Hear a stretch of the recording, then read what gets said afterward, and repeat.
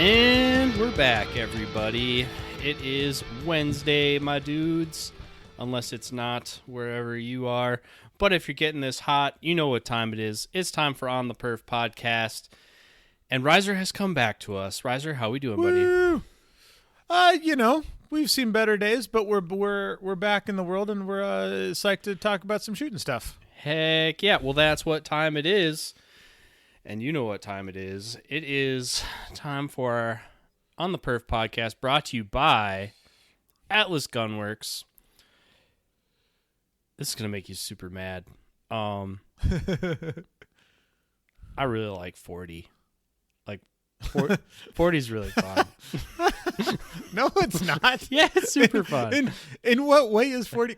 40 is clearly not fun. It's like 9mm that recoils more and costs more money. How is that fun?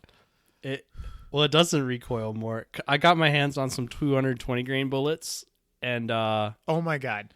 You're not shooting 40, you're bowling. You know a bowling ball makes power factor, right? Yeah, right? Like if you make the bullet heavy enough, it doesn't have to hardly be moving at all. Hey man, it's science. It's science. No, but I'm pretty sure that's not how kinetic energy actually works. So might not be the best way to calculate power factor. Just saying. Yeah, but got the TDY Atlas Artemis in 40 cal with an optic on it. Been working up, like I said, I got my hands on some 220 grain 10mm bullets, and been working up. I've worked up major and minor loads for it. So that's been a fun trip lately. And if you do the math on it, I think you're pushing a 220 at something like 750 feet per second. It's super slow. Does it actually punch a hole in the cardboard, or do you just see it wiggle and you? Yeah, it does. It like hole saws the cardboard. It like pumps out like a perfect little circle and spits it on the floor. I shot 9mm. I shot 9mm after it. I shot my Athena after, and it was spicier. The Athena was spicier than 40 minor. Yeah. That checks out. I don't know. We might have to team up on this one's owner and see if he'll sell it to me. But as always, brought to you by Atlas Gunworks. This is going to be a pretty Atlas heavy episode. Also brought to you by Briley Manufacturing. Briley has been working feverishly to get my new old M2 ready to go and to me. I do not believe it will be here. Robbie doesn't know this yet. I'm sorry, Robbie. They did ship it. I don't think it's going to be here before I have to leave for the last shotgun qualifier, because I have to go do a work thing first, which means I'm leaving tomorrow. We're recording this on a Sunday night, so I don't think that thing is going to actually be here in time for any IPSC shotgun competition this season. No. But super looking forward to it.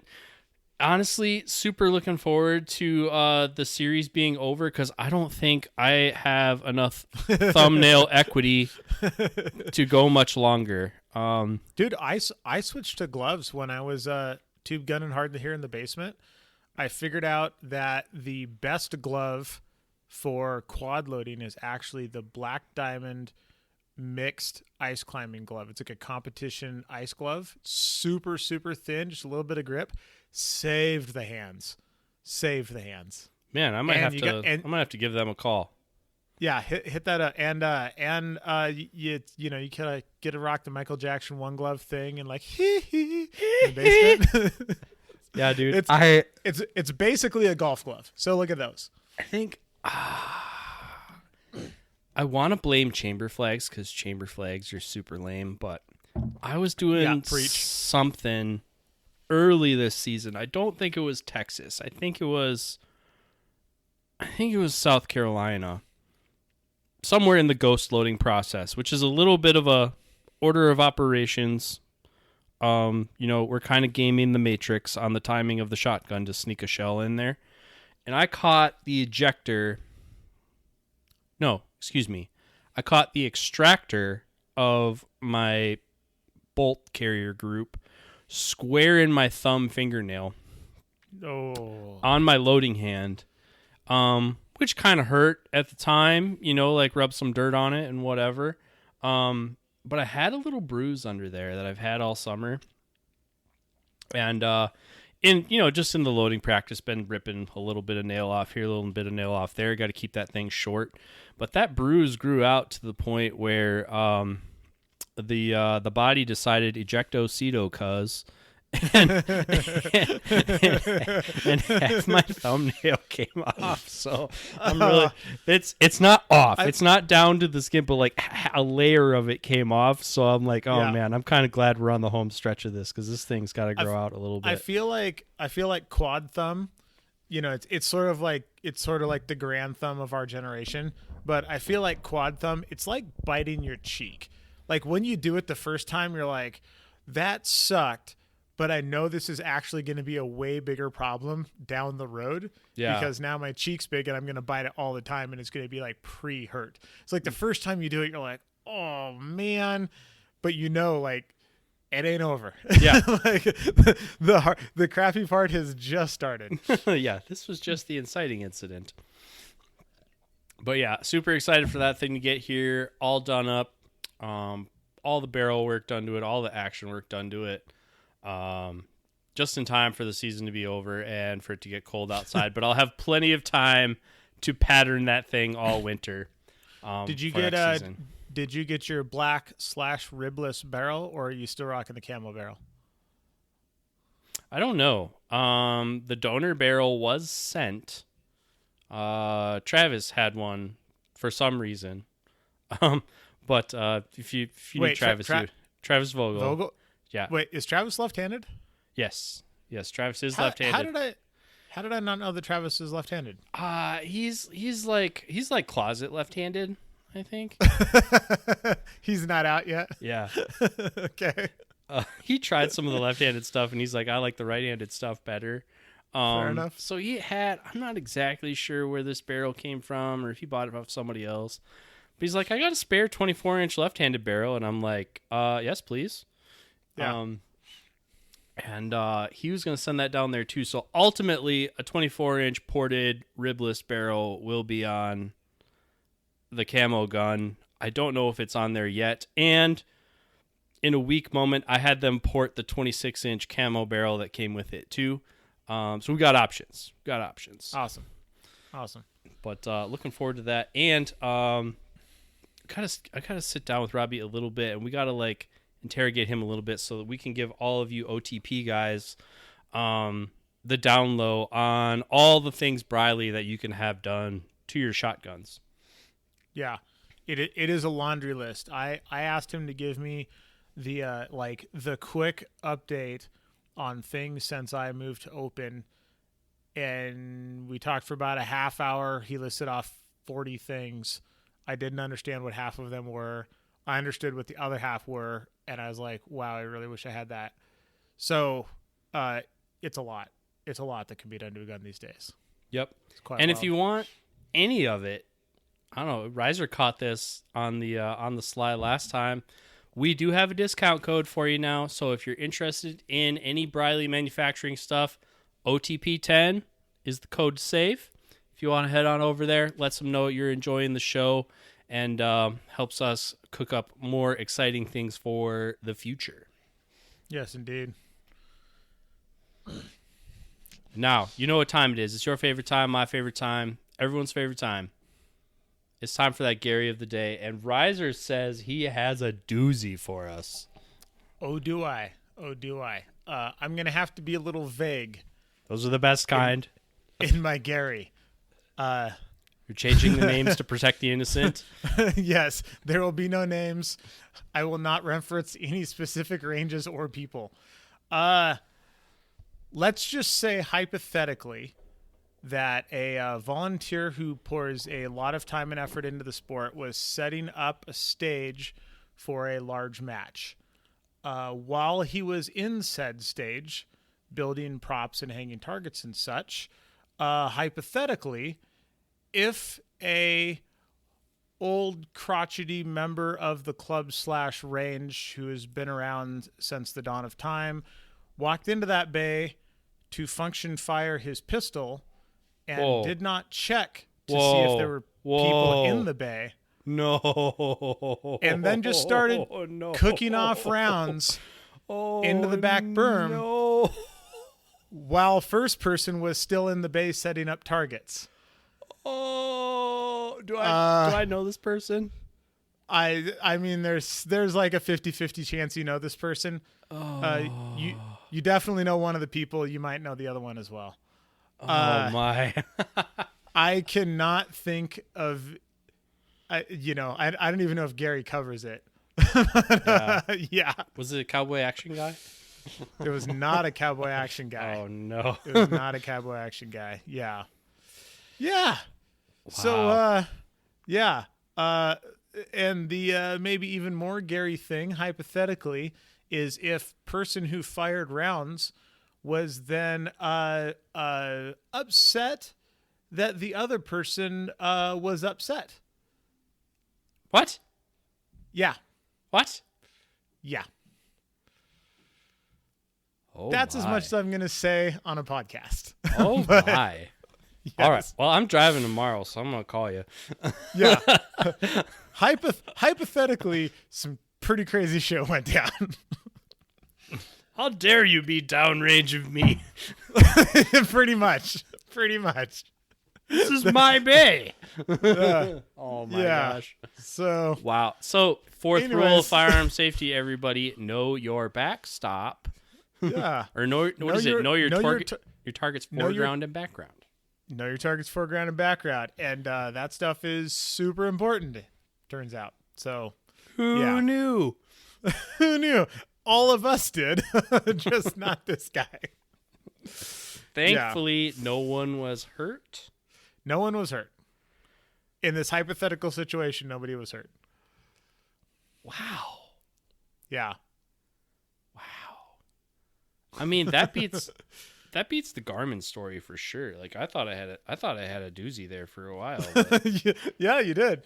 So man, that was short lived. yeah, it only lasted like 4 episodes. Shit, man. Oh man. So anyways, so this might be like Gary of the year, but certainly Gary of the day. Gary of the day is going to turn into the Darwin Awards pretty soon. yeah. We need to get no more Gary than this. If somebody actually gets shot, it's not a Gary, and we're leaving it out of the podcast. Do not try to one up us. All right. Yeah. People, we can't actually have people get hurt and still make fun. Yeah. Wow.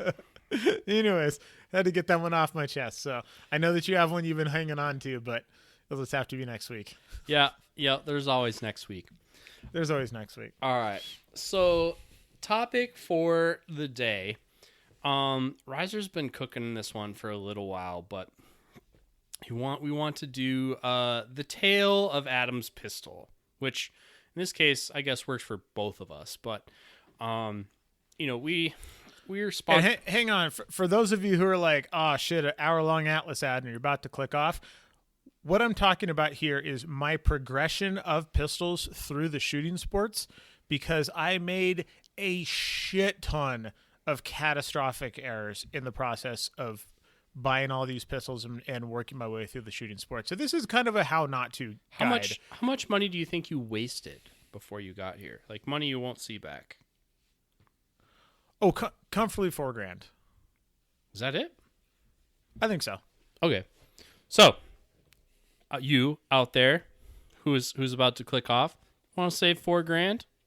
Maybe just come along for the journey with us. We ended up at Atlas. We didn't get there right away. Yeah. We should have. Some dude on my YouTube channel made a comment on the Apollo video when I just kind of like gave a quick lowdown of my build and what I got. And I think he said, he's like, oh, I'm super psyched. I just got my Erebus and my Titan in the mail. My Apollo is about a month behind. And I was like, holy shit, dude, you are not messing around. And he wrote back, yeah, well, I got heavy into 2011s. I figured I should just buy the nice one. So I just went straight to the last step. I'm like, well done, sir. Like you did, Like you tip did of the it hat. right. Tip of the hat. Yeah. You did all the things that I wish I would have done. I have a few, but that was never an option for me. Yeah. as represented right. by the number of prototypes that I still have. Yeah, but those are classy, man. Those, I mean, they're not going to be Singer 1911 nice, but like one day somebody's going to want those real bad. I mean, yeah, to be fair, they're probably nicer than a Singer 1911, just not worth as much. This is very true. Yeah, this is very true. Yeah, they're not like new truck territory. Nope, But not all put yet. together maybe. Yeah, not yet. I would like to point out that on your solo podcast there you said, 5 guns from history, and then you named like 30 guns. Like I was on the drive when I was listening to that, and I was like, that's not anywhere near 5. Like, what do you just named every gun that you like. Oh no, that's not every gun that I like. That's not even close. That was a hard question that I don't know. I'm not exactly sure. I know who it was. I'm not exactly sure what they were asking. If they're like top 5 competition guns that I would go back and get, or if it's just like top 5 guns you'd go back so that you could sell them and make $1 bajillion, or you could keep. I took it as like guns from history that would be awesome to own. Like, I would love to own a Sharps rifle. I would love to own a Colt single action RB. I would love to own a MG42. Like cool old things from history that was like, I just want that in my gun room, so every once in a while I can just like take it out of the safe and look at it and be like, hell yeah. Yep. Okay, so fuck, but then how do you keep it to 5?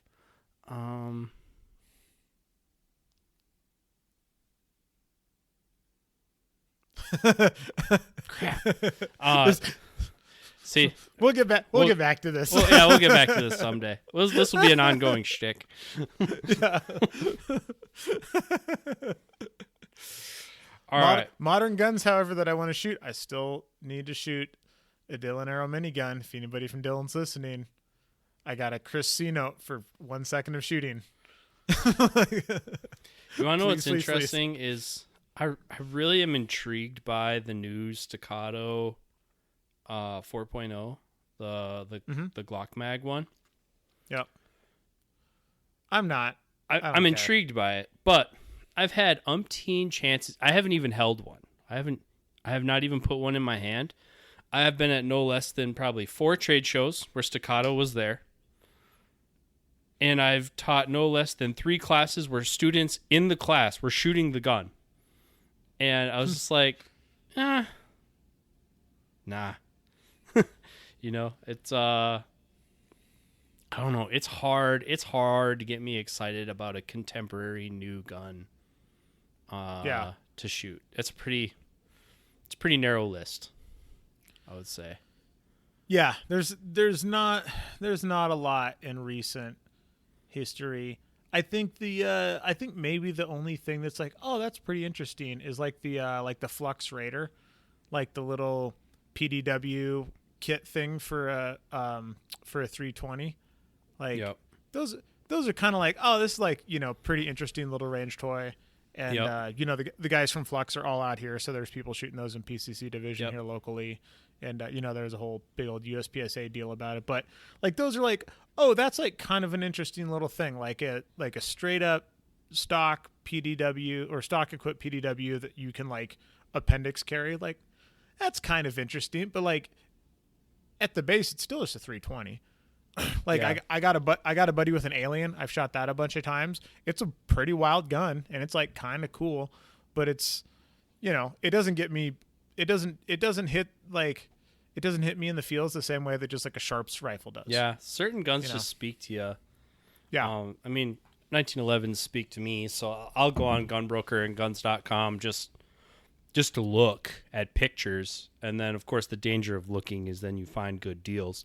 But I think the excitement for new stuff or to acquire stuff beyond just cool collectibles, that comes out of a need. Like, I'm getting a new deer rifle, but kind of like had a need, like I didn't have something kind of like this, and was talking to too many industry people at the wrong time, and he sent me the can already, and so like, all right.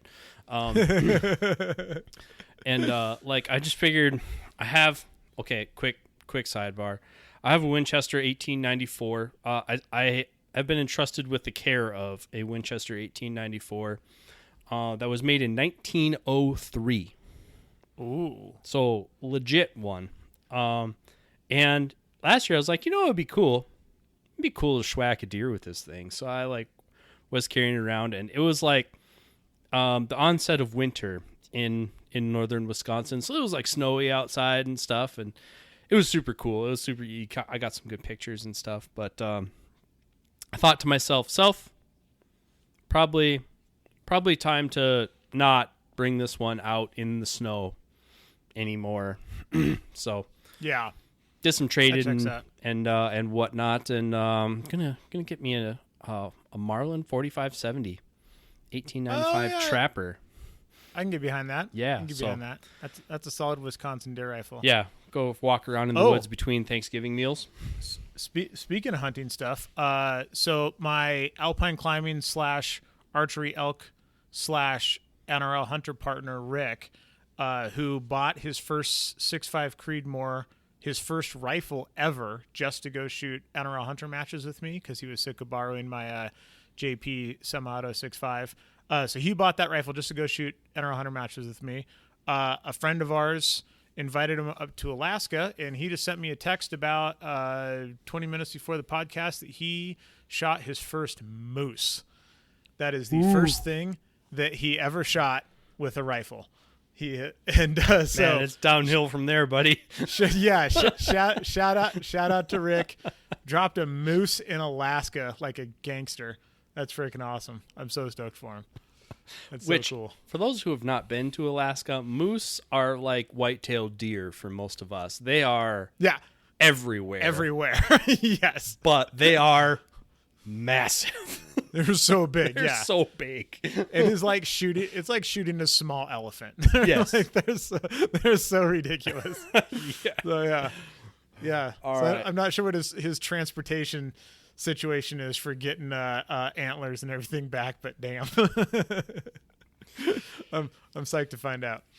All right. So, the journey of our pistols, probably going to need some ground rules on this one. So we're probably limiting the scope of conversation to 3-gun, multi-gun pistols. Sure. Checks out.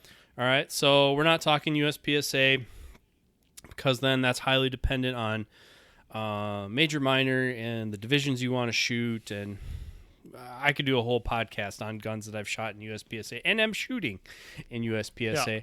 Yeah. That's a whole other thing.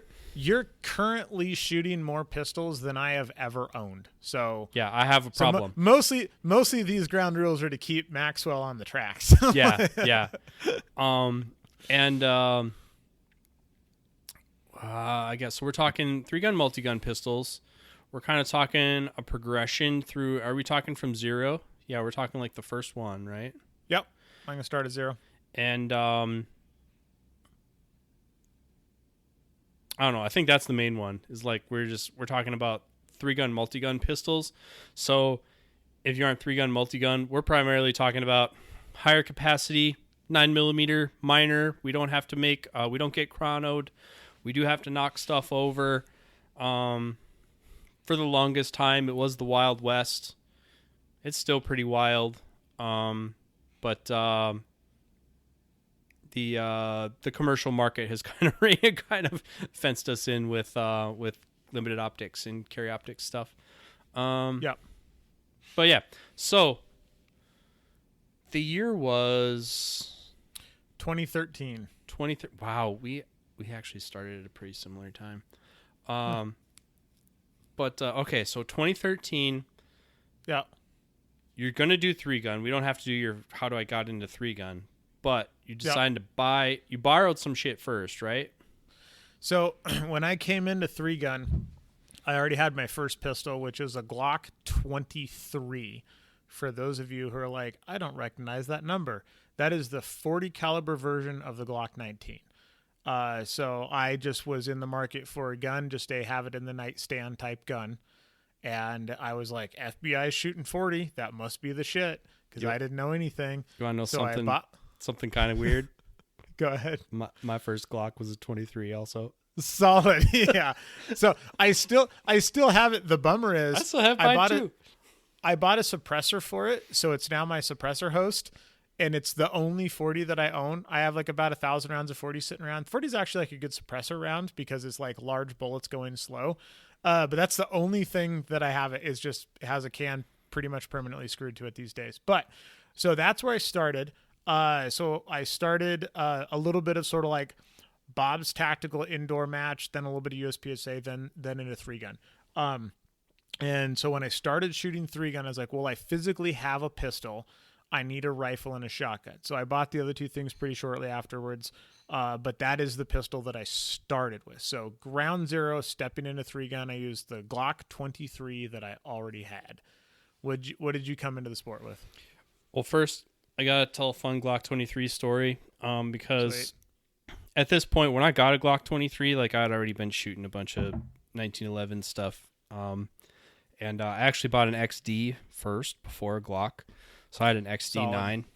I would say it's one of the few stable pistols that I've actually sold over the years because it turned out to be not awesome. But my favorite Glock 23 story, I decided to get it out, and I'm just getting into hand loading, right? And like when I got into hand loading, until, if I were to be very honest, until the Garmin Zero chronograph came out, Homeboy did not chronograph very much ammo ever. So, especially in this era, a very young AMAX, AMAX was looking at the recommended starting loads in the old Hornady. No, it wasn't. It was the little books you get at Cabela's, the little like shitty bound ones. Oh yeah, like not the Bible, but just like the manual. Yeah, it's just like per caliber. We were just looking in there and making a recipe like cookies, and so I was shooting it at a USPSA match for whatever reason, and when production was cool, which was a long time ago, and I shot a bad stage, and Joe Hauser, or I shot some bad hits or something like that. And Joe Hauser, who is in the industry now, he wasn't then, but now I believe he's in marketing for Magtech / Cellular and Bellet ammo. So shout out to Joho. But I was like, well, at least I'm shooting major and getting major points. And Joe was like, first of all, there's no major in production. And second of all, ain't no way those are major. And I was like, what? That checks out. you know what? Now, yes, definitely checks out. Yeah. So getting into 3-gun, it was the summer of 2010 when my IDPA friends talked me into getting into 3-gun. They're like, if you like this, you'll love 3-gun. And so ironically, my first match, it was the swan song match of the Deltone Luth Range in St. Cloud, Minnesota, where the OG DPMS was, where the factory was. Oh, wow. Long story short, they had a over the berm incident, the kind where somebody finds a loaded cartridge in their kid's sandbox, but ultimately got the range shut down because there was a video. From what I hear, there was a video of a zombie shoot, and there was somebody LARPing super hard, and somebody behind me yelled, "Yeah, get some!" And he was stitching up the berm, and there were 5 shots, and in the video you could see 1, 2, 3, 4 hits on the berm, and so they kind of had video evidence of a bullet leaving the range. So that range went through some changes. I believe it's still operational. It's very restricted though. This was also the beginning of the Nordic Components tactical shotgun match, but that's a story for another day.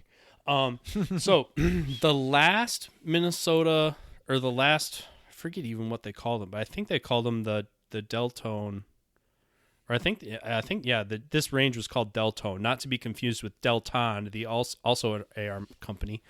But it was the last Deltone tri-gun match, and for whatever reason they weren't able to shoot pistols at all, so it was just rifles and shotguns. They could shoot rifles, but they couldn't shoot pistols? Yeah, it makes sense if you don't think about it. So I had my first AR-15 with iron sights, and by iron sights I mean the flip-up Troy backup sights. Attaboy. Smith & Wesson M&P 15 PSX, the piston gun, the Adams Arms licensed Smith & Wesson piston system. And then I borrowed a shotgun. But I got hooked, and at this time, the Noveski shooting team was super famous. They were putting stuff out on YouTube before YouTube was cool. Dude, I have the DVD, man. I have both of them. Oh yeah. Yeah.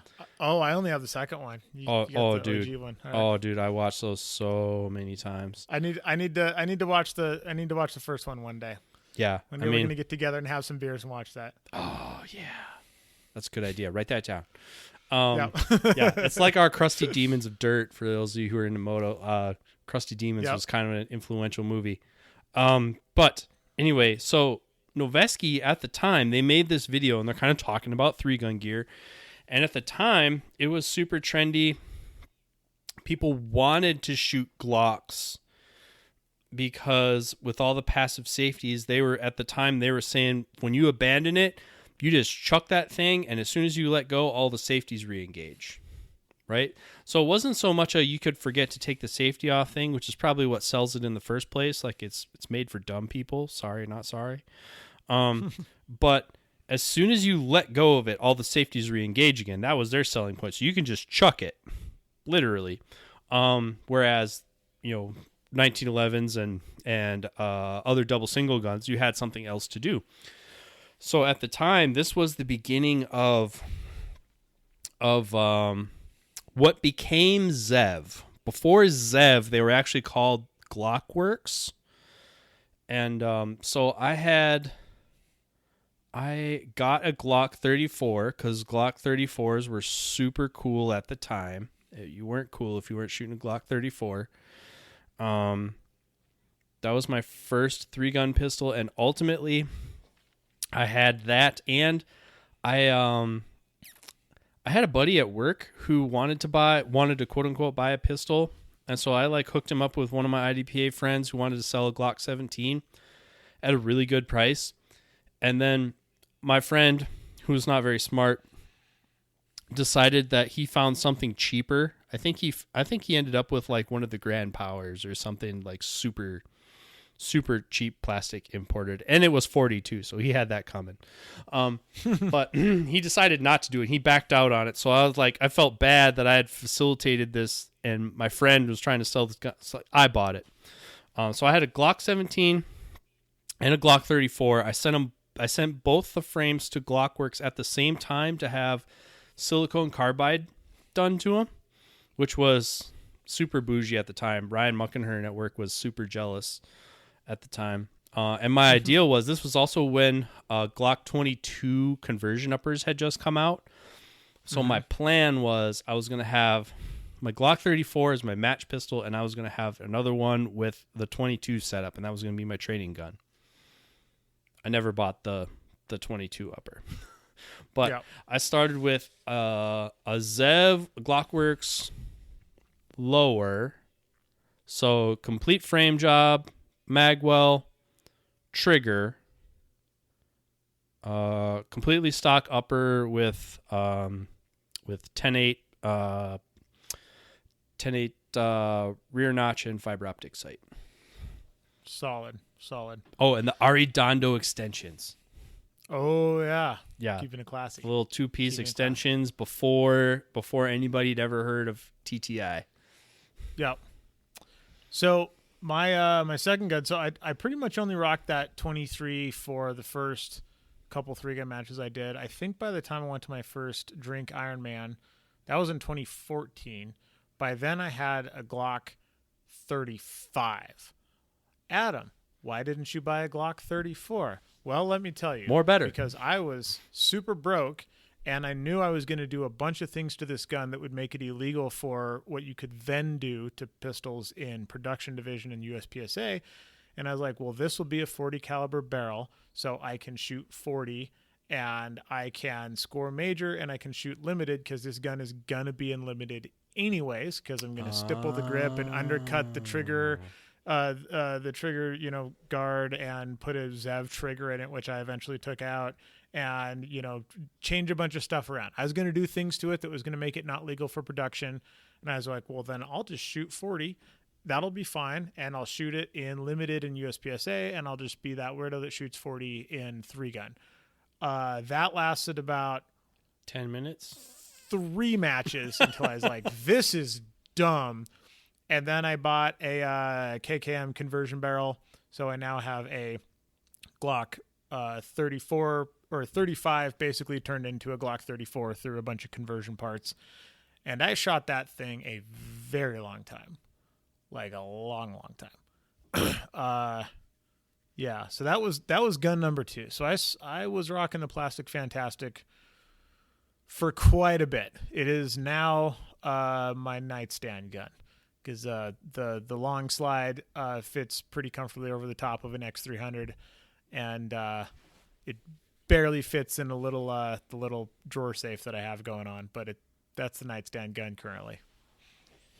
All right. Well, I shot my Glock 34 for a while. Now, we had a lot more club stuff going on at the time, too. But I shot my Glock 34 certainly for my first Ironman. I'm not exactly sure when that was.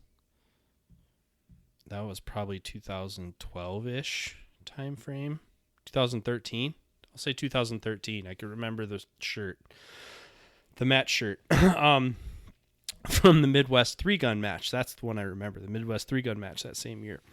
But I shot the Glock 34 for a long time, and a year or two prior, not two, but a year prior, at the first Nordic tactical shotgun match, at the time, it was in vogue for then STI, before Staccato rebranded. What is now Staccato was then STI.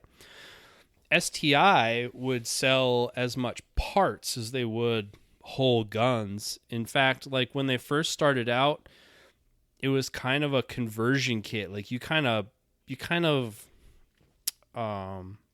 cannibalized the top end off a single stack gun and had it built into a bottom end gun. So, or about the time that I was getting into it, there were a lot of gunsmiths, or I feel like there were a lot, there are fewer today, but this still goes on a little bit.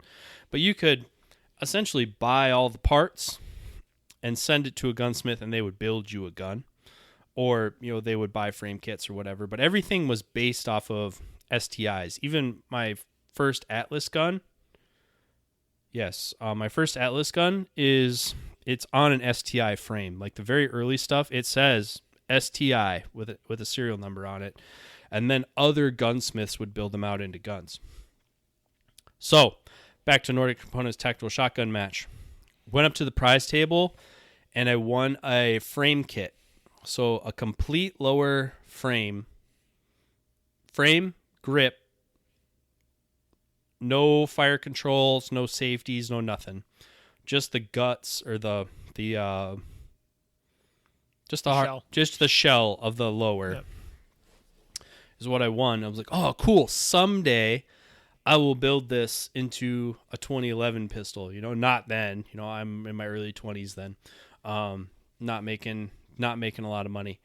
So someday I'll build this up. However, as things go, it didn't take too long before I met our local 2011 builder, who was fairly well known in our area, and there's guys like this. Certainly in this era, there was guys like this now that I know in pretty much any region that you could think of. But like up where Riser is probably Eddie, EMG Guns. Yep. He's big in that area. Down by Scott Green, it was Limp Cat. Oh, down by Florida, it was shoot, what are those guns called?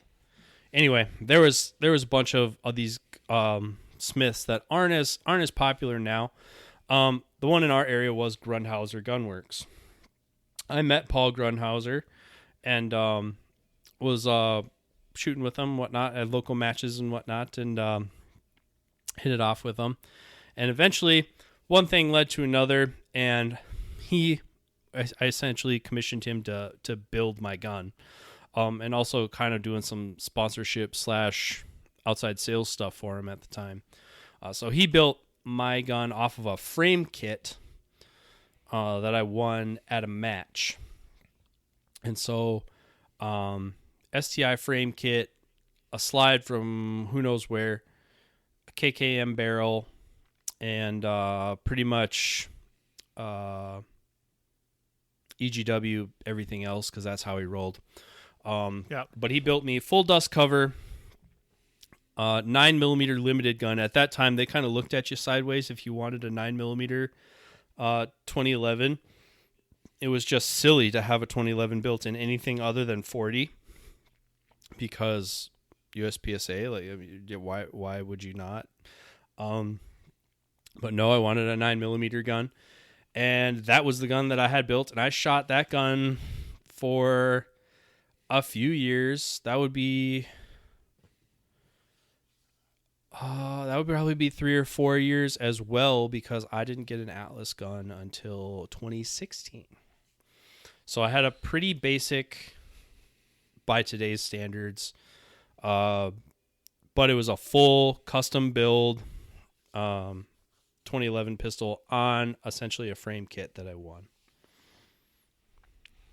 Solid. At that time, a gun like that cost $2,500 Yeah, seems about right. without discounts, just normal people, and that was a lot. Yeah, people, that was unthinkable, hard to spend money back then. Yeah, $3,000 on anything seemed totally. $3,000 was super bougie. Yeah, and you didn't see very many of them in the wild. Yeah, and so before I jump off for the 34, I just want to talk about a couple of the the 23. Obviously, that money just kind of got thrown away because it doesn't really get shot anymore. It's just a suppressor host, and I honestly don't remember the last time I shot it. I actually just had both the 35 and the 23 cut for red dots. Ironically, the entire time I owned that first gun, it never had suppressor sights on it, so it was just straight point shooting the entire time. Yeah. So it now has a red dot, so I can actually aim that gun for the first time ever. So that's pretty sweet. So I did just have it cut for red dot. I do keep it around as sort of a training gun. I did all of the Glock things to it. So got some Dawson sights. That was a good move because Glock sights are pretty trash. I stippled the grip myself because that's how I roll. I did mess up in that I didn't know you were supposed to like tape up a mag and jam it up into the grip before you stippled the grip, because then you make the grip warm and it collapses and then your mags are tight and they don't fall out. I had no idea. I have never heard that, but it makes a lot of sense. Yeah, it's a thing. So for a while, I was like straight up spraying lube on my mags before I would go shoot a match, because otherwise my mags wouldn't come out. It was quite annoying. So what I ended up doing was cutting a couple of thin pieces of plastic, filling up a mag with ammo, driving that thing in there with a rubber mallet, and leaving it in my safe for like 2 months over the winter to expand my grip. So the freaking mags would fall out of the thing. Big old Dawson Magwell. I undercut the trigger guard. I put a Zev trigger in there that failed on me. Then I sent it back to Zev. They sent me another trigger that also failed on me. Then I put in the stock trigger. Then Brian Nelson got a hold of it at some point and went crazy doing a Brian Nelson trigger job, which made it a pretty scary gun to shoot, honestly. if I could add a little poundage to it, I would do it. There's not a lot of wall anymore. So you just start pulling the trigger and then the gun goes off. So you don't stack up and feel the wall. It's more of a yield sign than a stop sign. It's more of a yield sign. Yes, indeed. It's kind of a rolling stop. It is a keep your finger off the trigger until you're ready to shoot sort of gun. But I have a more or less stock trigger back in there. Mostly it was, especially for the time, it was kind of okay. I don't think that gun really held me back a lot at the skill level that I had. And eventually I got to the spot where I was kind of out shooting the gun, which sounds like a super arrogant thing to say, but I could pick up somebody else's, like nice 1911 or 2011 and just like shoot a drill cold and shoot better time and points than I could shoot with the Glock. And I was like legitimately at a point where I'm like, okay, it's actually costing me time through, like more movement and slower splits, and it's costing me points through less accuracy. So I decided it was about time for the move there. Like culturally, it's so hard to explain that to people in a way that you don't sound like you're blaming your equipment. It's such a FUD thing to say where people are like, oh, well, the gun's way more accurate than me, blah, ha, ha, ha. You do get to a point. And also, I think people grossly overestimate what their gun is capable of. I think people grossly overestimate what a really good Glock is capable of. In that, a really good Glock does not shoot as tight a groups as you think it does. Yeah. And this is also a Gen 3 Glock with a conversion barrel. Yeah. So this was like, this is not like a new, Gen 5, Glock 17 or something that, they're on their fifth generation of perfection. But so this is, and actually when I went out and put that dot on it, I just went out and zeroed it. So I, have a zeroed gun in the safe that I could just pull out, or in my nightstand in this point. But I was shocked how not accurate that gun was. Yeah. Just like shooting the standard, 25 yard zero group that I was shooting. I was like, wow, that like more than twice the size of the groups that I can shoot out of either my Atlas, my STI, or my CZ. Yeah. And I switched over to built wide body 1911s so early that it took me a lot longer to have that same epiphany that you just described. I had that only recently, maybe. I mean, everything post-COVID really blends together, but it was only like 2 or 3 years ago. And a CZ Shadow is not a bad gun. A CZ Shadow 2 is not a bad gun. I can shoot better than my specimen of CZ Shadow 2. Mine is not as accurate as my 2011 pistols.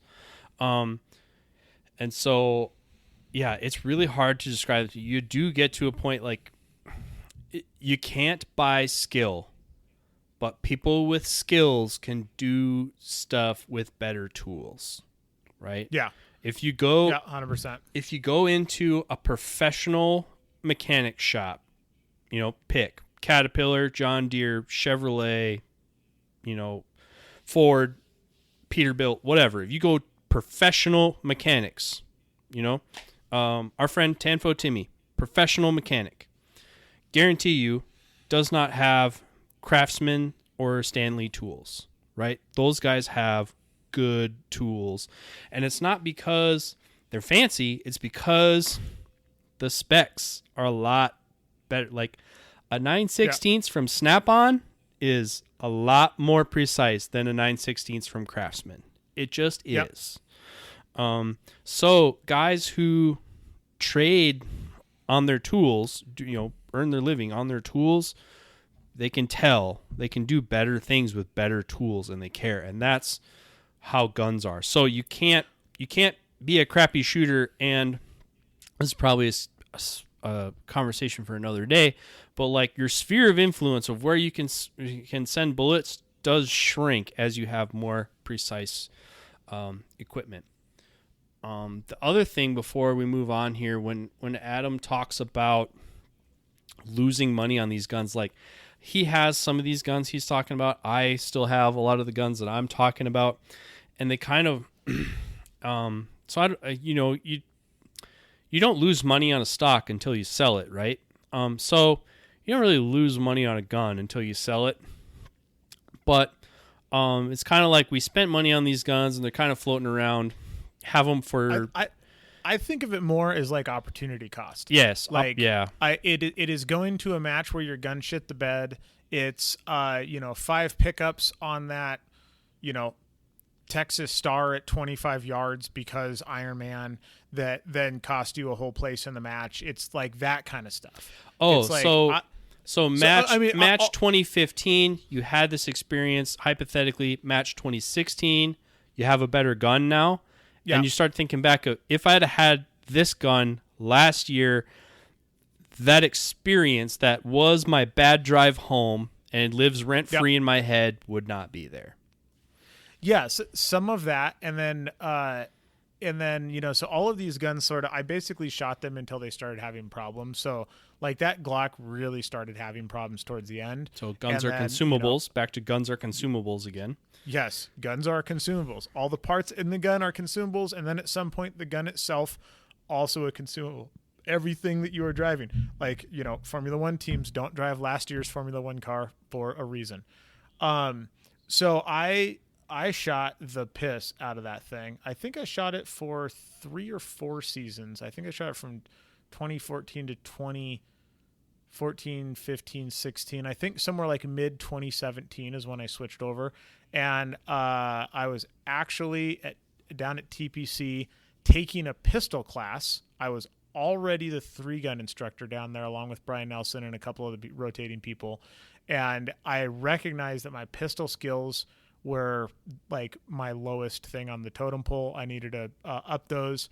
I took a class from Ron Avery, and Tim Yackley was in the class with me. This was when Tim Yackley was like already winning like national level events. I was gonna say you gave him all your mojo. Yeah, no, well, it's like good, good indication. Like this fundamentals pistol class from Ron Avery had myself, who already had 2 major match wins under my belt. I was already a 3-gun instructor at TPC, and Tim Yackley, who was then and is still better than me at pretty much all things that have to do with guns because his TISM is stronger than mine. So if you think you have any problems at all, go find yourself a good instructor because that class with Ron shortcutted a lot for me, and I really wish I would have done it way earlier on. But Tim was shooting a STI DVC 3-gun, which was the hotness for 3-gun at the time. It was, I don't know. I don't know if it was the first, but it was the first like that I recall being marketed directly to the 3-gun community. It was like a pretty lightweight 2011 in 9mm at a time when everybody wanted full-length dust covers and heavier and heavier and heavier because they're trying to tame a 40 for USPSA, and they recognize like, oh, you do like a lot of running around with a gun in your holster in 3-gun. We should probably just make this thing light, and then people can just hang on to it a little bit harder, which at the time was a pretty good argument, I think.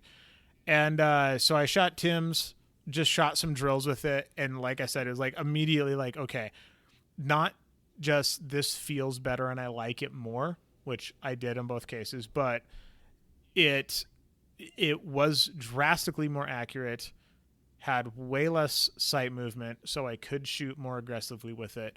All the drills that I shot, even, just picking up a gun that I wasn't familiar with, I could shoot better time and points with that gun. So I got myself a STI DVC 3-gun. Eventually did most of the things to that. I think I put a big old DOS 1 magwell on that one as well. I had my buddy Aaron do a silicone carbide grip for me. That was pretty nice and way nicer than what I had on the Glock. And then shot the absolute piss out of that gun. I shot that from 2016 to about 2 months ago. I have somewhere north of 100,000 rounds. I'm not sure how far north, but comfortably north. It is on its third barrel, and it is just hanging on for dear life. But for the longest time, it was kind of okay. It was a pretty kind of okay gun for the level that I had at the time, what I was trying to do. Well, and that was one of the times that STI somewhat rebranded themselves. Like that whole DVC era, they put like a new push into match ready guns. So they were kind of coming after. Before that, like the STI models that you could get, the most popular one was probably like the Edge, or what was the short dust cover one called? Was it the Eagle? Yes, was that the Eagle. The okay. Eagle. Yep. So they kind of had these plain Jane versions of it was a 2011, but a lot of custom builders were making their bread on kind of the upgraded versions of those. So they were texturing the grips, they were installing the mag wells, they were doing better triggers, better finishes. You would see a lot of guns that were sale that was like STI Edge worked over by such and such gunsmith. Yes. Yep. That was a super common thing. This was the end of the era of the gunsmith where it was kind of accepted that you would buy a gun that was kind of crappy off the shelf and you would send it to an artisan gunsmith for enhancements, right? So like Larry Vickers made his name on stuff like this. Hilton Yam of 10-8 Performance did stuff like this. They don't do it anymore because it's not profitable anymore. There's people who are still do it. Jason Burton, Heirloom Precision. Basically what he does is he takes a shitty Colt and he remanufactures it into something awesome. This was the end of the era where that was the norm. And what made Wilson Combat the company that they are today was they essentially started offering an enhanced pistol, but it was brand new. It was built that way from brand new. So that was going along in the single stack world, hadn't quite reached the 2011 world yet. STI did a push into the competitive market where they did some targeted models. They called them the DVCs. The DVC 3 gun is the pistol that Adam has. It was a 5.4 because those were popular at the time. Everything's cyclical. It'll probably come back again. It feels so comically long now. Yeah. Like, it just feels ridiculous. Yep. And then later on, people would get shorter and shorter and shorter. Oh, why did we go so long? And then somebody down the line will be like, oh, man, I like the way it feels when we make it longer and longer and longer. It'll go back and forth. But they were making a push into the competitive market. And I was working retail gun sales at this time, so I remember it. But you were getting a textured grip right out the box. You were getting a tin nitride barrel, which was super bougie at the time. People wanted the gold barrel. And I think a DVC-like or a melanite-like coating on it. And so that in that era, our buddy Dave Hartman, he had one of those as well. Quite a few people had. Well, my friend Ruben at Vortex, his first wide body 1911 was a DVC 3 gun. I think he similarly shot the piss out of his until it was rebuilt a couple times. I think it's more Hayes Gunworks than anything right now, or Hayes Custom Guns more than anything right now.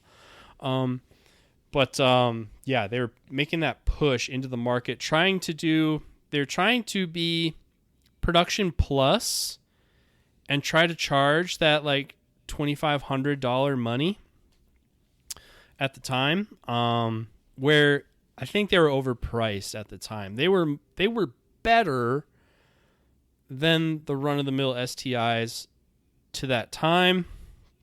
They were trying to say, this is as good as insert custom builder, and it's in stock, on the shelf, ready to go, and you don't have to wait. In the era where I think that was the biggest thing. That was the hugest thing. Because otherwise you just like sent your check to, Bob, and he's like, it'll be ready when it's ready. I sold a ton of those things because they were sitting on. Whereas like when I sent mine to Grundhauser, I kind of had the inside track, and it's still, I don't remember exactly, but it took almost a year probably Yeah, it checks out. And it was very common at the time. Like any custom builder that you wanted at the time, like Accurate Iron or Akai was the name I was trying to get to before. Yep. Akai or Chile at the time. Any of those guys, Infinity, all of them. You send them your stuff, you send them the money, and you wait. And I guarantee you, if you call them and ask for a status update, they put you at the bottom of the list. Bottom. Yeah, guaranteed. I never saw Grunhauser do it, but I guarantee you, I felt like that's what he did. It checks out. Good guy. It's gunsmiths they're artisans. All right, like they do not play well with others. That's just how it is. So that was the DVCs. I was still shooting my Grunhauser gun at the time, and it was a tough racket to make a buck in. So ultimately, just long story short, we'll say that Grunhauser temporarily went out of business. The only reason I'm saying his name is because I ran into him very recently, and he says he's starting up again. That's it. Yeah. So, whatever that means, because it's a pretty hard game to start up in. But at that time he was on the downward stroke. He left the industry for a while. And this was the beginning of the end of that. And so I was getting to the point where I was kind of looking for a second gun, because 1 is none and 2 is 1, 3 would be better. So I had one 2011 pistol, and I was looking for another one potentially, and I knew at that time I wasn't going to be able to get one from Grunhauser. And I'm working at the gun store, armsandarms.com. They're still in business, Eden Prairie, Minnesota. Check them out. I was... YouTube was not like it is today. It was still... It was... You could still have gun stuff on there, and they wouldn't just start docking you points? It was maybe 25% of what it is now. But, this is the era where it's like, you could kind of go and start to... it's probably the beginning of the era of the YouTube encyclopedia. Like most of the gunsmithing, that I guarantee you, if you bring your gun to a gun store to have their quote-unquote gunsmith work on it, homeboy is in the back watching a YouTube video trying to figure out how to do to your gun what you asked him. 100%. Unless you actually have an accredited gunsmith there. And even then, that's a whole other topic. But, so one day it was slow, and I was really trying to figure out why the heck single stack shooters wanted 40 caliber 1911s. Because if you go to a USPSA match, you saw them everywhere. But I'm in the industry, and I'm looking around, and I don't know where the heck they get them from, because ain't nobody make those things. So I'm like, why do people insist on 40 in single stack? And that was when I found Atlas Gunworks. Atlas had made a video talking about his custom single stack guns, and that was where he mentioned the whole major minor. You can select major or minor in 40, and if you select minor, 40 is small enough, you can load 10 of them into a magazine. Okay. Well, so I go down the rabbit hole. Who is this Atlas Gunworks guy? I like this guy. I watched some of his other videos, and I listened to him talk. Because his early videos, it's only Adam's hands. His name's also Adam Nilsson. All right, it's only Adam Nilsson's hands. Just what this podcast needs is more Adams. Right. So it's only his hands in his old shop, with a camera like over his shoulder, and he's showing you stuff, hand model style. But I'm listening to him talk, and I have worked with another gunsmith for 2 or 3 years at this point. So I have seen behind the curtain of another very good gun builder. And I'm listening to Adam Nilsson talk. And he says the right things that jive with what what Grunhauser would say. Like, oh, okay, yep, okay, this guy, yes, okay, this guy's for real. I don't know what this guy's talking about. And so there weren't a lot of gunsmiths at the time that I would really trust. Like, to me, it was Grunhauser or Infinity, and that was like the list. I wouldn't really trust anyone else. But I didn't have Infinity money, and they were very hard to order. And then I started poking around on this Atlas Gunworks website, and which was not much to look at the time. And I sent in an email inquiry from my gun store email. Hey, blah blah blah, and this is very normal in the industry. Hey, it's such and such. I work at a retail gun store. We sell da da da da da. We're kind of in this market, and I saw your videos. I'd be interested in ordering a pistol. Do you do any kind of industry discount? In true gunsmith fashion, he replies, "Call me."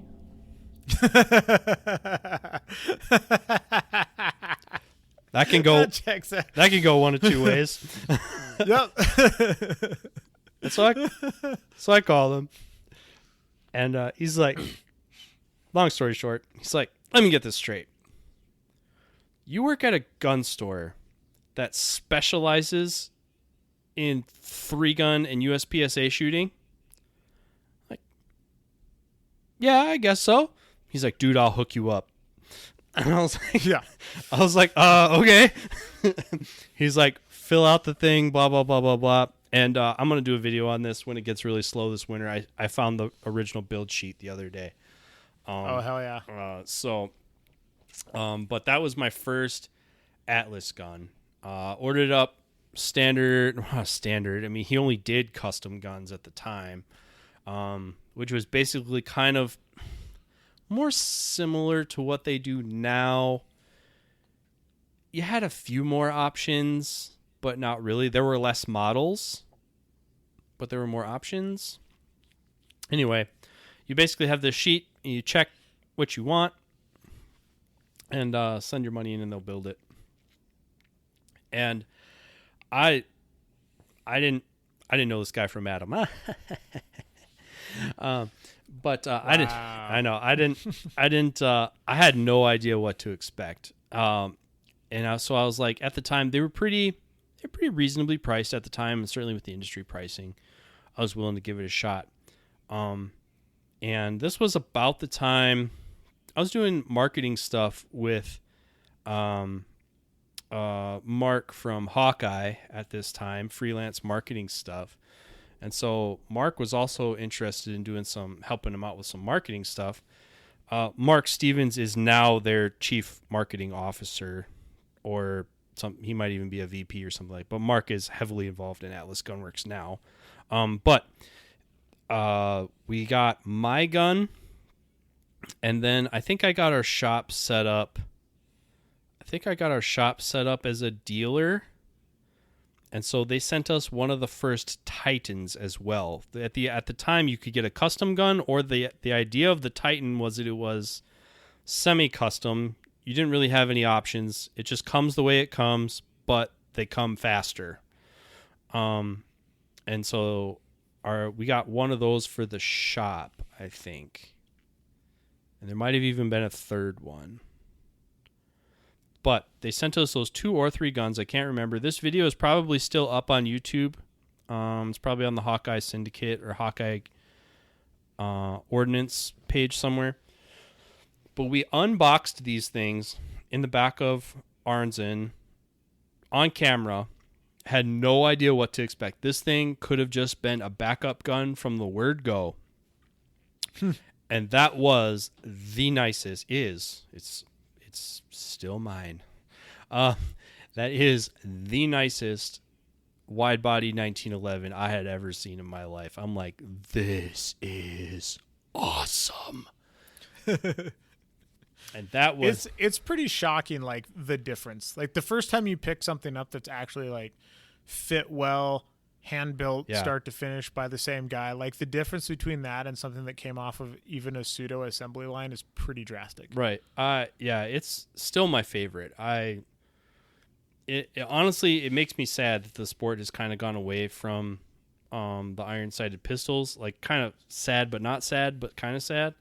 Only sad in that I don't really get to shoot that pistol very much anymore. It's still one of my favorites. But that was my third quote unquote 3-gun pistol. Was my first custom Atlas Gunworks limited pistol. Butler cut, which they don't do anymore, which you guys should do again. But Butler cut, serrations and slide cuts that they don't do anymore. 5-inch gun. It was the first gun they had done with the Phoenix Evo grip. Oh yeah. When the Evo grip first came out, that was the first one that Atlas had ever done with an Evo grip. There is that the full porcupine one? Yeah. Okay. Yeah, I think it's a bit much. Well, they take it down. That's kind of Oh, do they? Okay. And so that's kind of the idea of those guns. Those super aggressive ones is the grip companies would send them to the gunsmiths, and then they could kind of season to taste. I see. So they would take some of it off there. Also a very old Atlas Gunworks video, but he has a video of the first Evo grip. I don't think it's installing the Evo grip because they didn't show people how to install grips at that time. But it was kind of showing people the first one on a gun. That is my gun in the white, I think. Well, I know it's my gun. I think it was still in the white in that video. But if you want to see that is my gun in that video. Heck yeah. And I shot that gun. Well, I shot that gun up through 2017 when I came to Vortex, and then when I came to Vortex, I was somewhat motivated to start changing divisions, and that's when I had an open gun built. Yep. So I'd say the next gun for me along the line was I was making the decision to switch to open division. This is about 2022, I think it was. Might have been 21. I think it was 22. Anyways, so I sent my DVC-3 gun off to my buddy Aaron Brecky, and he was going to mill the slide and build a optics plate for it, which was quite a thing because those DVC-3 guns, the way they're cut, they have a very small top, and they were super not designed for this, and he was going to figure out how to make it work. But at the time, it was clear that I was going to be switching optics somewhere in the reasonably near future, and I didn't know what that platform was going to be, so I didn't want to direct mill the gun and then have to just buy a whole new gun when a new dot came out. So he built me that plate. It took a while, and I needed something in the meantime, and I also wanted something that was actually going to be contemporary in USPSA because I was back to shooting limited minor, just like I was shooting production 40. And, I'd always had a very inappropriate USPSA gun. So I was like, well, I need a dot. And, how can I get into this without it being crazy? So that's when I bought the CZ Shadow 2. And I shot that. I think I only shot it for like half a season. I shot a handful of USPSA matches with it, not enough to even get classified. And then I think I shot like 2 or 3 majors in 3-gun with it. And I kind of liked it. It was just as accurate as the STI. It held as many rounds. It actually returned better. It was just a heavier gun overall, full length dust cover and that kind of stuff. And it was shorter. I liked all of those things.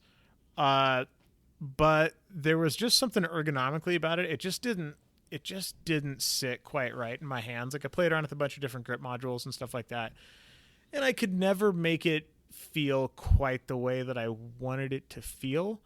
And also in 3-gun, we do a lot of gun manipulation stuff, like weird unloaded starts after you shoot the long range. You stand up with a totally empty gun and you load it up from scratch, and things along those lines. So slide manipulations with the CZ are a super huge pain in the ass because the slide is really short. So it's really hard to get a hold of that thing. So you do a lot of just like slap the dot with the heel of your hand kind of thing. And I wasn't really a huge fan of that. And then when you take one of those things apart, it is like pulling the back off an iPhone. It is just full of tiny ass little springs and clips and widgets and dude. It is horrifying to take one of those things apart because you're just waiting for like ping, and it's gone. Like you ain't never finding that part again, and of course it's never in stock. So I was pretty Horde 5 about it from a lot of standpoints, but I did have it long enough to like, get a bunch of mags and extensions and all the stuff and like shoot it for half a season. Then I got my my STI back from Aaron, shot that for a little while longer, and then when I went on the trip with my wife, I had my gunsmith fit a comped barrel to it. And that way, when I got back from my 15-month road trip, I would have an actual open gun when I returned. That was the plan. And then I had him fit another barrel in it. So then I would actually, because LO became a thing. So then I had the comped barrel. I had another barrel because the original barrel shot like legitimately could not hit the A zone with every shot at 12 yards, just no matter what. Like that's how much that gun had opened up over the course of like 100 and something odd thousand rounds. And so, anyways, yeah, shot that for a while. I shot the other barrel for a while, and then, basically was like, God, I'm trying to make it be something that I wasn't. So I have a 5.4 inch gun with a 2-port comp on it. This thing is like a damn javelin. It's just ridiculous.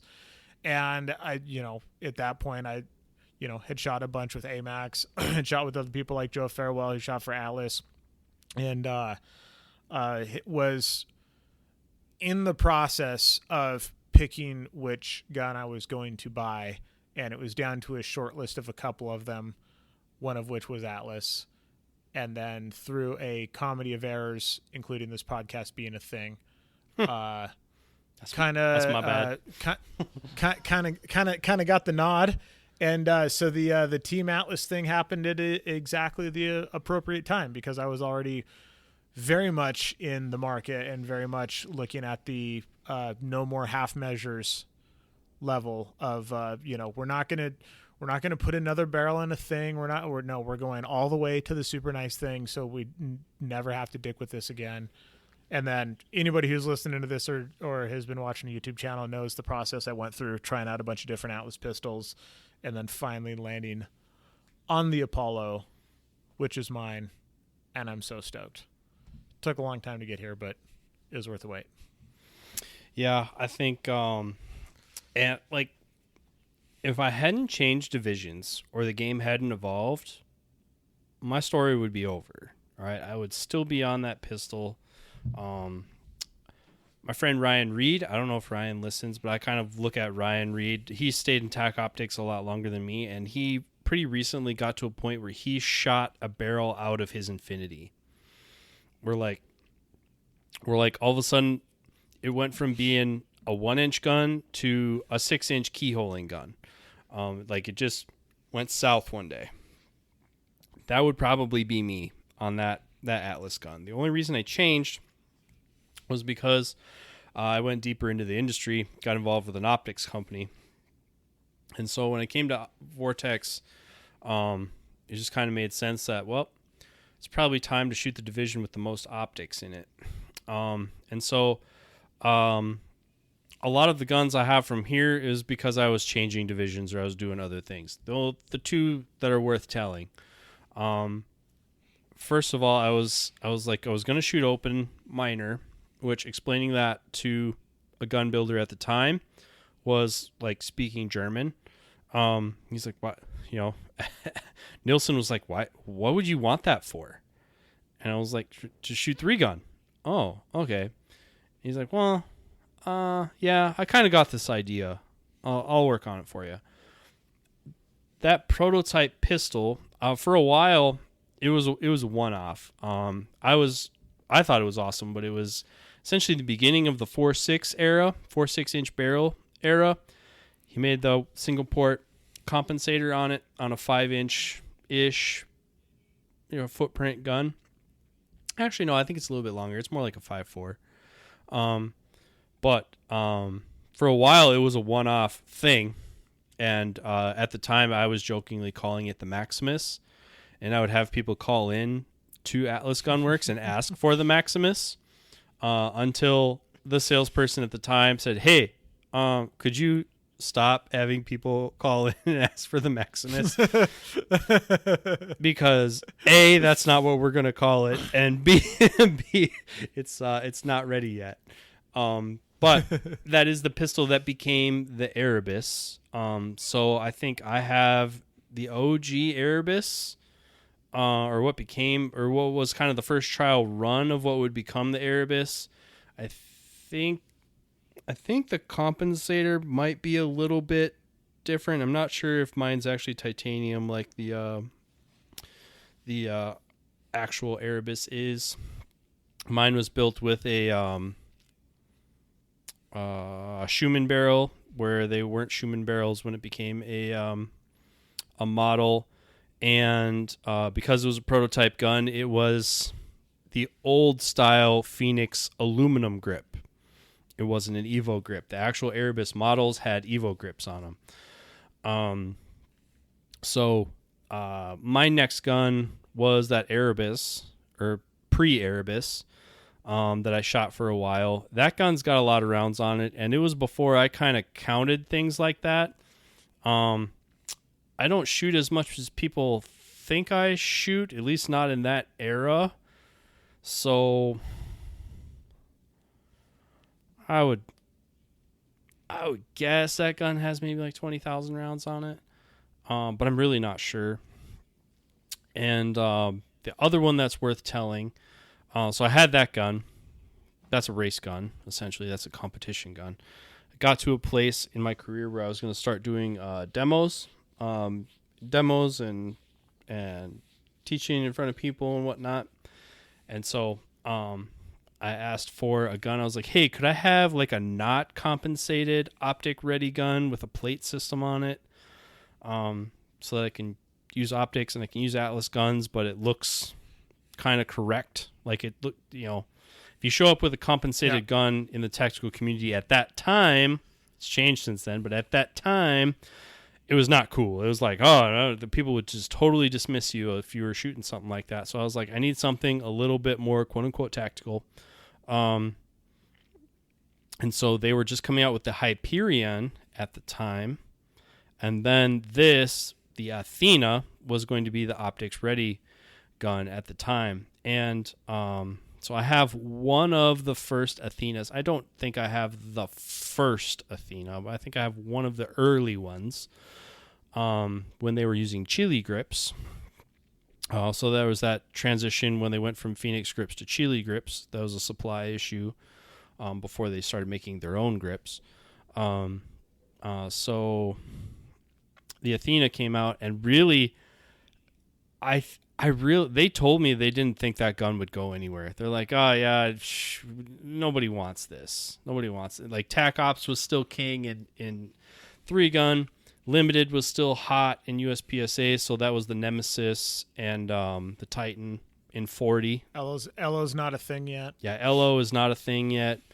And so it was actually, when I first got my Athena, it was actually kind of like an odd duck. Like it wasn't the cool one to have. The cool one to have was the Hyperion at the time. So I had an Athena. Turns out, sales-wise, I believe to this day the Athena is their most popular model. Like it checks out. It caught fire. And the entertainment high-end, like the high-end training, tactical shooting, all the Instagram stuff, all the stuff you see on Instagram, people emulating that. Those type of guys with money to burn, they were buying optic-ready Athenas, and Athena became their most popular model before limited optics hit USPSA and modified hit 3-gun, and now I don't know what the numbers are, but it's head and shoulders above the other ones. So those are the two worth telling. later on I would get an Artemis. The fun story about the Artemis is it actually was developed as an IPSC gun. So one of the world shoot years, the Nemesis was the one to have for USPSA, but the Nemesis won't fit in the IPSC box. So they were trying to shorten a 40 gun, and that's where the sight block came from. So the Artemis was actually originally built to be a 40 cal iron sighted, IPSC calls it standard, I believe, but it was built to be an IPSC standard gun for that world shoot year. But that was in the beginnings of the era where if you ain't making an optics cut, it's probably not worth making. So it quickly became an optics only variant. But from my original Atlas gun, really, I would be on the first one I ever bought and probably a backup gun had I not wanted to change divisions and mess around with other stuff in the industry and work with them on other projects and stuff like that. Yeah. Yeah, I have plans for the future here with some other Atlas pistols because I now have, as is tradition, a gun that's super not appropriate for USPSA. So I'm now shooting open minor with a slide ride dot, and you can imagine what that does.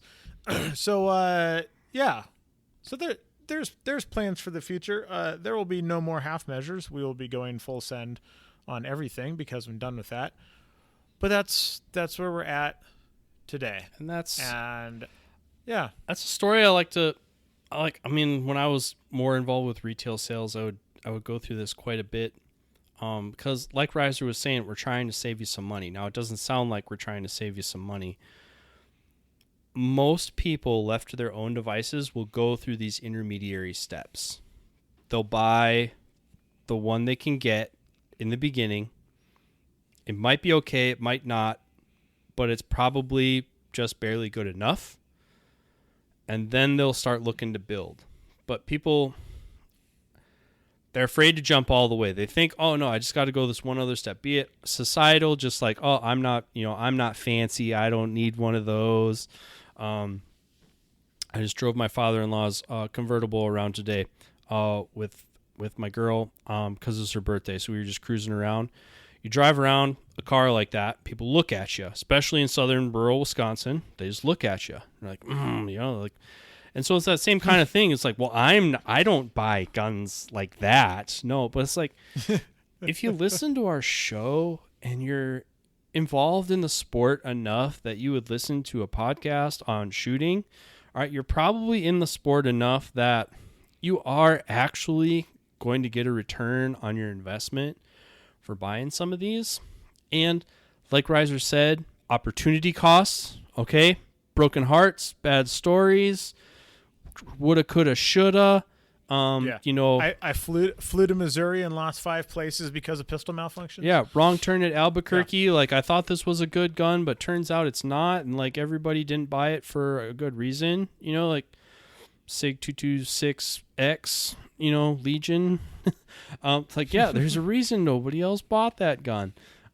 So there's opportunity costs, and then accruing all these guns. The other thing to keep in mind that people, I think, lose sight of, and I've seen it because I've been on the other side of the gun counter. Okay, we should all understand that when you buy, all gun sales are final. All right, guns are like buying a car. You buy a gun, you walk out the door, you come back in the door. That is a used gun, even if I never lost sight of you. If I did a background check on it and you brought it in, that's a used gun.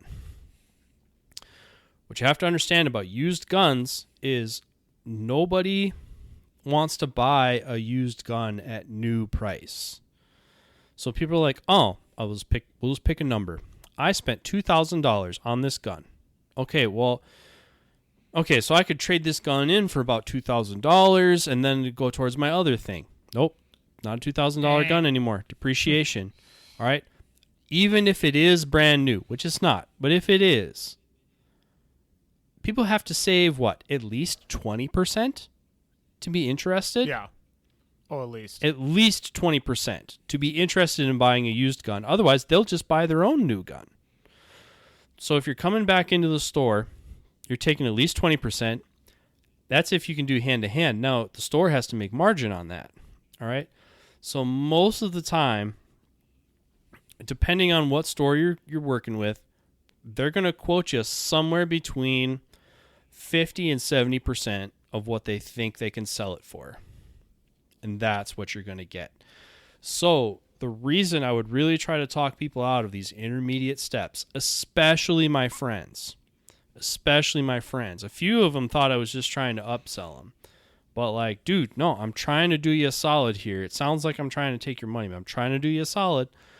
They're like, nope, I think I don't need the Atlas. I think this intermediary step. We'll pick on the shadow, Adam's shadow. Well, we both have shadows, although for different reasons. This shadow will be good enough. That's the one I need. I'm telling you, man. I sold no less than a dozen shadows to people that came back within a year. It's like, I'm telling you, man, this isn't what you need. That's a good example. So the shadow, I would say between the gun itself, the short reach trigger, another optics plate, some grips, holster, mag pouches, all this stuff, I am comfortably $2,500 ish in, maybe even closer to $3,000 after mags and base pads and everything else. Like, yeah, somewhere in the neighborhood. I think it was like $1,800 for just the gun. Add everything else onto it. I think I shot 3 matches with that gun and it went back in the safe. Yep. I haven't fired it since. Yep. Smaller and smaller bites too. Yeah. So the people didn't even, they just looked at the sticker price of the base gun. They didn't think of accessories. So either in accessories you have to buy to get it to where you're at, or reselling this intermediary step gun. To me, this is where you're losing money. You bought this gun that wasn't the full step, this half step gun, and you're either eating it and just keeping it as part of your collection, or you're trying to resell it on the secondary market. That to me is the loss. And that loss on accessories, or that value of that gun on the secondary market, is what you lost. The other thing to think about, Reiser was talking about all the custom things he did to his Glocks. Just triggers, custom undercuts, texturing, all that stuff. That's a lot like anything custom like that. Or think of an AR-15. All right, you can buy AR-15s that are a model. Like you can buy a Daniel Defense DDM4. That is a model. DDM4 V7. That is a model. People understand what that is. That would have a fairly stable resale value in its stock configuration, or maybe light furniture changes. But if you drastically change what that is, you drastically change handguards, stocks, triggers, muzzle devices, finishes, or lots of people want to build up AR-15s, all right? So they got all the best parts and they build this gun to be exactly what they want. They would bring those into the store. We actually had a policy we weren't allowed to buy home-built guns because the resale on them was horrible. You have this really custom gun that's cool to one person. Yep. And either by some stroke of luck, another person is going to come in and think it's amazing, but that's 1 in a million. Or someone's going to be like, yeah, I want a super good deal on that.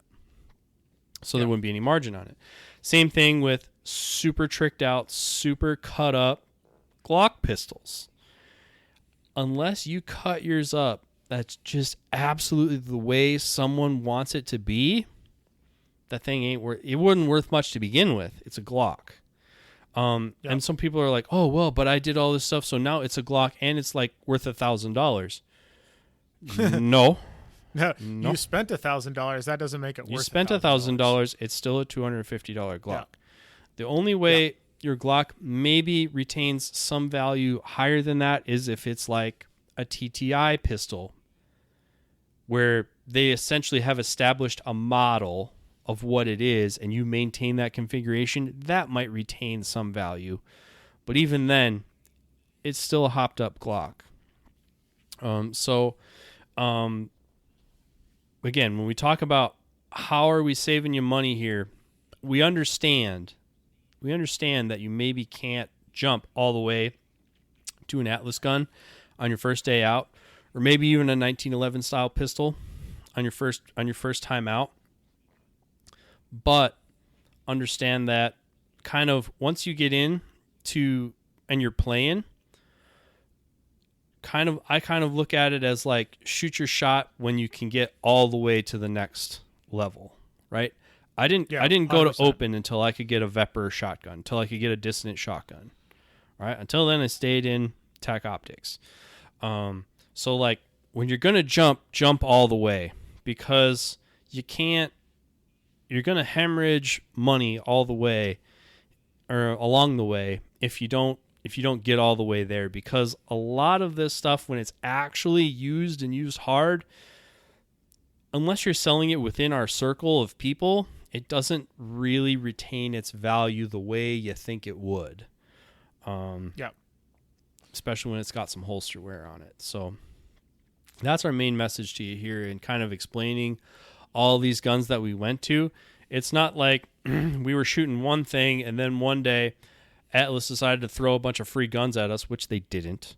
Okay. But, like, it's not like all of a sudden one day we got hooked up and we got the free guns and now you should pay full price. Like, no, we spent plenty of our own. Not even kind of how any of that went down. Yeah. We spent plenty of our own money on other stuff, and big reason we do the show. We learned this stuff the hard way in hopes that you don't have to. So you might not like the answer, but if you're going to buy a competition pistol to play these games, man, everybody plays within their own budgets and they got their own priorities and everything, but man, buy the best thing you can get your hands on, because if you're going to stay in the sport for any length of time, remember, guns are consumable, and the better a gun you buy, the more mileage you can put on it, the more years you can put on it with excellent performance and reliability and service, before you have to start throwing more parts at it and or maybe replacing it. Yep, 100%. All right. Well, I got nothing else for you guys. Maxwell here just said everything I had to say, and my brain is pretty mush. If you know what my last week's been like, you know why. I'm out of clever stuff to say. You want to bring us out, Mr. Maxwell? All right, everybody. Well, get yourself a tight shooting pistol and keep those overlay cards handy. This has been On the Perf, and we'll catch you next week.